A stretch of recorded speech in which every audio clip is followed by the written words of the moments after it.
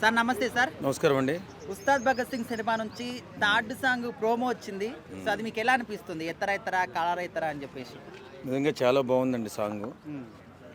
ఈ రెండు సాంగులు ఎంత హిట్ అయ్యాయో అంతకంటే బ్రహ్మాండం హిట్ అయ్యేలా ఉంది సాంగ్.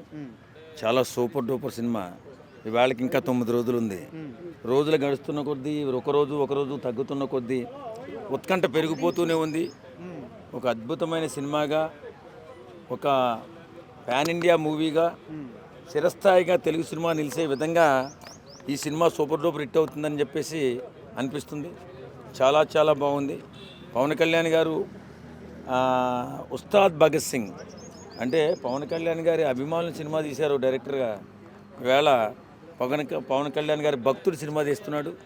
అంత సెన్సేషనల్ మూవీగా 6 సంవత్సరాల కష్టాన్ని పెట్టి తీసిన సినిమా చాలా బాగుంటుంది. చాలా సూపర్ డూపర్ హిట్ కూడా అవుతుంది. సార్ ఆ లిరిక్స్ చూస్తే మీకు ఎట్లా అనిపిస్తుంది సార్? ఎత్తర ఎత్తర కాలర్ ఎత్తర అని చెప్పేసి, అంటే ఫ్యాన్స్కి ఏమైనా ఫుల్ జోష్ వచ్చే అవకాశం ఉందండి? బ్రహ్మాండంగా. ఎవరైనా సరే కాలరెత్తిగా ఎత్తే బతకాలి, తలదించి బతకూడదు. కాలరెత్తి ధైర్యంగా, నిజాయితీగా, నిబ్బరంగా బతకాలి ఎవరైనా సరే. మన మనిషి జీవితంలో ఆ టైప్ ఆఫ్ బతికే నిజమైన బతుకు. వాస్తవంగా చెప్పాలంటే క్యారెక్టర్ కోసం అనుకోవచ్చా, లేకపోతే ఎవరికైనా కొంచెం ఇండైరెక్ట్గా ఏమన్నా అంటున్నారు అనుకోవచ్చా సార్? అదేం లేదండి. ఓన్లీ సినిమాకి సంబంధించిందే, మనిషి జీవితానికి సంబంధించింది తప్ప ఇదేదో రాజకీయాలకు సంబంధించింది అయి ఉండదు నాకు తెలిసి.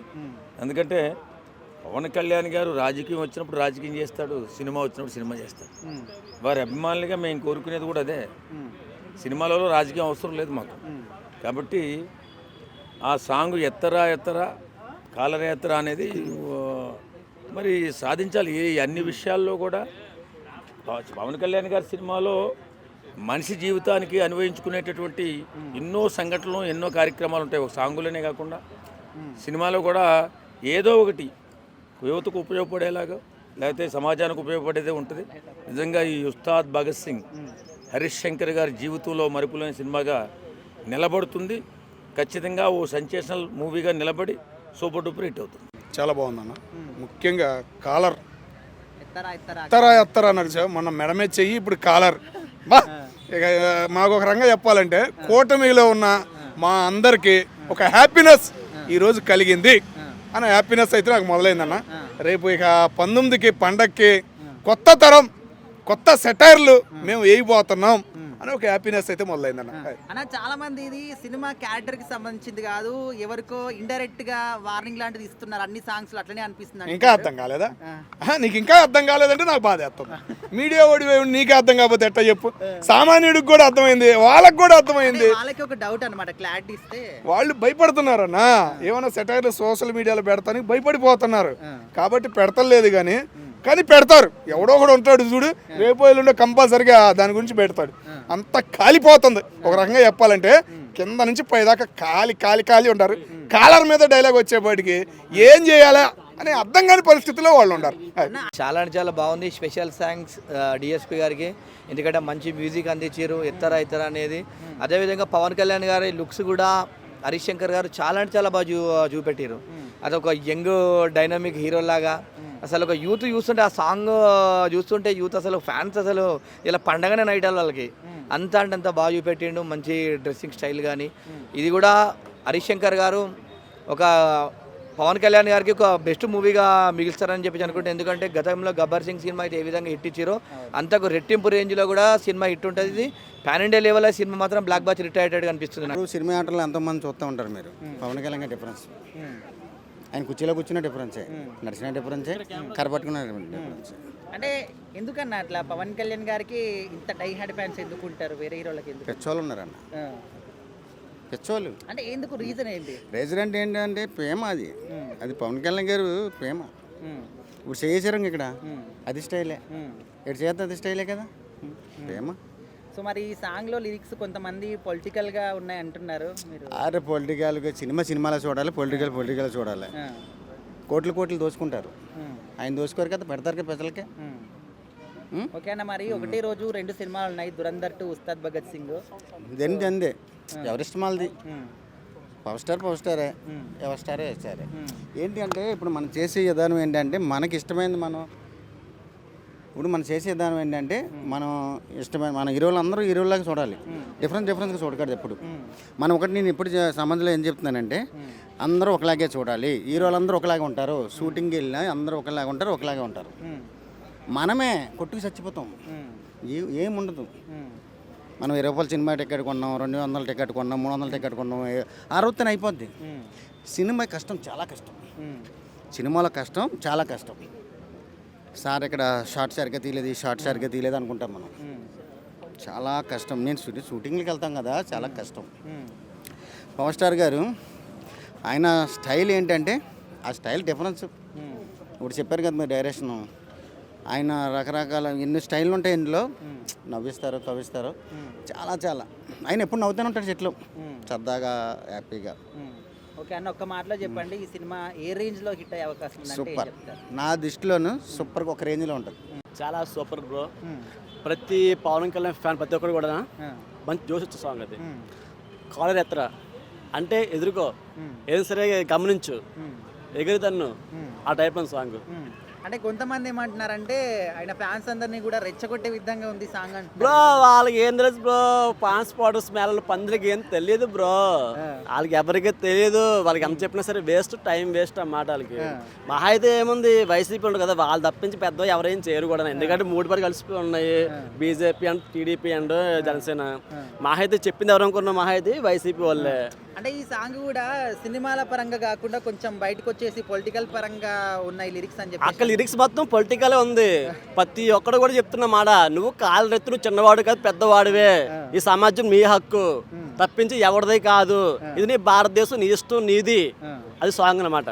సో మరి ఆయన లుక్స్ ఎట్లా ఉన్నాయి? లుక్స్ మరి మామూలు బ్రో, ఎప్పుడు చూసా ఖుషి, తర్వాత ఇదే మాట, ఆ టైప్ లో ఉంది. మరి స్టార్టింగ్ నుంచి కూడా అంటున్నారు కదా చాలా స్టైలిష్ గా చూపిస్తారు ఈ సినిమాలో అని చెప్పేసి, అట్లా అనిపించిందా నార్మల్ గానే అనిపించిందా? లే బ్రో, అది స్టైలిష్ గా ఇప్పుడు పవన్ కళ్యాణ్ చూపించారు, తర్వాత ఏమొచ్చి మాస్ గా సాంగ్ చూపించారు అన్నమాట. ఇప్పుడు మన సాంగ్ ఉంది కదా ఏమే రాజా సాంగ్, ఆ టైప్ లో ఉంది ఇది కూడా.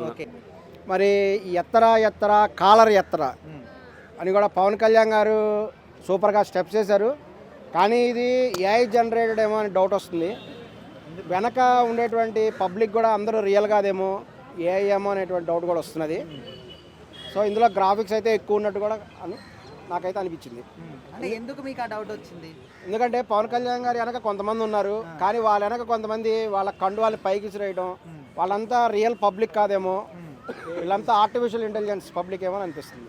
ఎందుకంటే రాజమౌళి గారిని ఆదర్శంగా తీసుకొని ఉస్తాద్ భగత్ సింగ్లో కూడా ఒక ఆర్టిఫిషియల్ ఇంటెలిజెన్స్ ద్వారా, ఈ యొక్క గ్రాఫిక్స్ ద్వారా కొంతమంది పబ్లిక్ పెట్టారేమో అని అనిపిస్తున్నది. అలా చేయడం కరెక్ట్ కాదు. ప్యూర్గా కూడా పబ్లిక్ కూడా ఉంటే అంతమంది కూడా ఉపాధి కలిగించినట్టుగా అవుతుంది. పవన్ కళ్యాణ్ గారు ఆ దృష్టిగా కూడా తన దృష్టిని పెట్టాలి. అంటే సాంగ్ లో లిరిక్స్ అవన్నీ ఎట్లా అనిపించినాయి? ఎవరికైనా టార్గెటింగ్ అనిపించినాయా లేకపోతే నార్మల్గా ఉన్నాయా? ఖచ్చితంగా టార్గెటెడే. జగన్మోహన్ రెడ్డి గారిని ఎప్పుడూ టార్గెట్ చేస్తూనే ఉంటారు పవన్ కళ్యాణ్, అందులో ఎటువంటి డౌట్ లేదు. ఆయన ఇదివరకు ఇట్లా మెడ మీద గీక్కొని అదంతా చేస్తున్నారు. అదంతా కూడా జగన్మోహన్ రెడ్డి గురించి ఆయన అందరికీ అర్థమైపోయింది. అప్పుడు డైరెక్ట్గా కూడా చెప్పేది ఇప్పుడు ఏంటంటే కాలర్ ఎత్తు, ఎందుకంటే మేము బ్రహ్మాండంగా పరిపాలన చేస్తున్నాము, కాలర్ ఎత్తుకోవాలి అనే విధంగా కూడా ఆయన తెలియజేస్తున్నాడు. జగన్మోహన్ రెడ్డితో పోలిస్తే మేమే పవన్ కళ్యాణ్ కాలర్ ఎత్తుకొని తిరిగే విధంగా తను బిహేవ్ చేస్తారని కూడా తను నిరూపిస్తున్నారు. ఆయన సినిమా నుంచి అంటే పవన్ కళ్యాణ్ గారి సినిమా నుంచి అండి ఏదొచ్చినా అది హైలైట్గానే ఉంటుంది. అంటే వెంటనే అంటే చార్ట్ పోస్టర్ కింద ఉంటుంది. దీనికి ఒకళ్ళు అంటే చిన్న పాయింట్ చెప్తున్నానండి. ఇందులో దేవిశ్రీ ప్రసాద్ని కావాలని తీశారు, కావాలని తమన్ను పెట్టారు, ఈ రకరకాల కాంట్రవర్సీ కొంతమంది చేయాలని చూస్తున్నారు. కానీ వాస్తవానికి ఏంటంటే వాళ్ళిద్దరూ ఇష్టమయ్యే ఆ సినిమాకి చేస్తున్నారు అన్న సంగతి చాలామందికి తెలియదు. దేవిశ్రీ ప్రసాద్ గారు ముందు బుక్ అయ్యారు. దేకిలెంగే సాలా అని ఫస్ట్ సాంగ్ ఎంత సెన్సేషన్ క్రియేట్ చేసిందో మన ప్రత్యేకంగా చెప్పనవసరం లేదు. అదేవిధంగా ఇప్పుడు తమన్ను తీసుకోవడానికి కారణం ఏంటంటే తమన్ ఈ మధ్య కొన్ని సినిమాలకి బ్యాక్గ్రౌండ్ స్కోర్ ఎక్స్ట్రాడినరీగా చేస్తున్నారు. ఆ ఎక్స్ట్రాడినరీగా చేస్తారన్న ఉద్దేశంతో బ్యాక్గ్రౌండ్ స్కోర్ కోసం ఎలివేషన్స్ అంటే పవన్ కళ్యాణ్ గారి సినిమాకి సీన్స్ పరంగా ఎలివేషన్స్ ఆయన ఎంత గొప్పగా ఉంటాయో మనం ప్రత్యేకంగా చెప్పనవసరం లేదు. అటువంటి వాటికి బ్యాక్గ్రౌండ్ స్కోర్ తమన్ గారు చేస్తే బాగుంటుందన్న ఉద్దేశంతో తీసుకోవటం తప్ప లేదా దేవిశ్రీ ప్రసాద్ గారిని అవమానించాలని అది కాదండి. అంత కాంట్రవర్సీ చేయాల్సిన అవసరం అయితే లేదు. వాళ్ళిద్దరు ఇష్టపడే చేస్తున్నారు. ఇంక ఈ సినిమా కాలర్ ఎగరేసే విధంగా వచ్చిన సినిమా ఏంటంటే అది సినిమాలో అంటే రెండో సాంగ్ మనం మెడ మీద చేయబెడితే నేను తొడగొట్టినట్టే అన్నది ఏంటంటే పవన్ కళ్యాణ్ గారి మేనరిజమ్స్, పవన్ కళ్యాణ్ గారి యాటిట్యూడ్ ఎలాగుంటుందని చెప్పడానికి సాంగ్ ఎలా చేశారో ఈ కాలర్ ఎగరేస్తే అన్న సాంగ్ కూడా అటువంటిదేనండి. అదైతే ఎక్స్ట్రాడినరీగా ఉంటుంది. ఓవరాల్గా ఏంటంటే ఇది హరీష్ శంకర్ గారు ఎంతో శ్రద్ధగా ఈ సినిమా చేస్తున్నారన్న సంగతి అయితే మనం మర్చిపోకూడదు. ఎందుకంటే హరీష్ శంకర్ అంతకుముందు మిస్టర్ బచ్చన్ తీసి కొంచెం అంతకుముందు ఏదో ఒక 2 సినిమాలు కొంచెం దెబ్బతిన్నాయి. కానీ పవన్ కళ్యాణ్ గారు ఇచ్చిన అవకాశం చాలా పెద్ద అవకాశం, ఆయనకి లైఫ్ టర్నింగ్ అవకాశం. అటువంటి అవకాశాన్ని ఆయన దుర్వినియోగం చేసుకుంటారని నేను అనుకోవట్లేదండి. ఎక్స్ట్రాడినరీగా అయితే సినిమా ఉంటుంది. దాని తగ్గట్టుగానే దేఖ్లెంగే సాలా కావచ్చు, ఆరా ఉస్తాద్ కావచ్చు, ఈ సాంగ్ కావచ్చు, అవును. అంటే అన్ని కూడా ఒకే రకంగా అనిపిస్తున్నాయి, లిరిక్స్ కావచ్చు అంతా కూడా అని చెప్పేసి అంటున్నారు. అంటే మీకు అట్లానే అనిపించిందా? అంటే కొంత ఇందులో ఒక మీరన్న పాయింట్ మంచిదండి. అదేంటంటే ఒక డైరెక్టర్ చేసే విధంగా అంటే హరీష్ శంకర్ గారు మొత్తం ఒక మాస్ ఓరియంటెడ్గా కావాలనుకున్నారు సినిమా. అందులోనే ఉన్న ఒక ఫ్యామిలీకి సంబంధించిన సాంగ్ ఏదైనా ఉందనుకోండి కొంచెం డిఫరెంట్గా ఉన్నాం. కేవలం ఈ 3 సాంగ్స్ కూడా పవన్ కళ్యాణ్ గారి మీద ప్రొజెక్ట్ చేసి తీసినాయి. అందువల్ల ఏంటంటే ఆల్మోస్ట్ అన్ని దరిదాపుగా అలాగే ఉంటాయి. సూపర్గా ఉందన్న, అల్టిమేట్గా ఉంది. పవన్ కళ్యాణ్ గారి కొత్త లుక్ సూపర్గా ఉంది. ఆ క్యాప్ అది మనం పాత పవన్ కళ్యాణ్ 20 ఇయర్స్ బ్యాక్ ఎట్లా ఉందో ఆ లుక్ ఇప్పుడు 45 ఇయర్స్లో కూడా అదే లుక్ మెయింటైన్ చేస్తున్నారు పవన్ కళ్యాణ్ గారు. ఇందులో ఆ బీడ్ అవ్వచ్చు, ఆ హెయిర్ స్టైల్ అవ్వచ్చు, కొత్త పవన్ కళ్యాణ్ గారు, ఆ డ్యాన్స్ అవ్వచ్చు, ఆ గ్రేస్ అవ్వచ్చు, ఆ మ్యూజిక్ అయితే తమన్ గారు అండ్ దేవిశ్రీ ప్రసాద్ కలిపి కొట్టినట్టుగా ఉంది. సో డెఫినెట్గా ఈ cinema one of the biggest blockbuster in India అవబోతుందని నా ఫీలింగ్. అంటే లుక్స్ పరంగా కొత్తగా ఉన్నప్పటికీ ట్యూనింగ్ కావచ్చు అండ్ లిరిక్స్ కావచ్చు కొంచెం అన్ని సాంగ్స్ ఒకేలా అనిపిస్తున్నాయి అనే విధంగా అంటున్నారు. ఎస్, సాంగ్స్ అన్నీ ఒకేలా ఉంటాయి, మ్యూజిక్ అన్నీ ఒకేలా ఉంటాయి. ఆల్రెడీ చెప్పాను, music is nothing but sound. We can make anywhere, any place, ఎలాగైనా చేయొచ్చు. అలాగే డ్యాన్స్ అంటారా, shaking of body is called dance. Already I told many times. ఆ గ్రేస్ ఇప్పుడు మనం మనశివ శంకర్ వరప్రసాద్ తీసుకున్న చిరంజీవి గారు simple story, simple songs block buster అయిపోయింది. 500 crores కలెక్ట్ చేసింది. ఇది అలాగే ఉంటుంది, సింపుల్గా స్టోరీ ఉండి సింపుల్ సాంగ్, సింపుల్ మ్యూజిక్ ఉంటుంది. బట్ సినిమా అయితే biggest blockbuster. No mega trending is going on in India level. So డెఫినెట్గా ఈ సినిమా హిట్ అవబోతుంది బ్రదర్.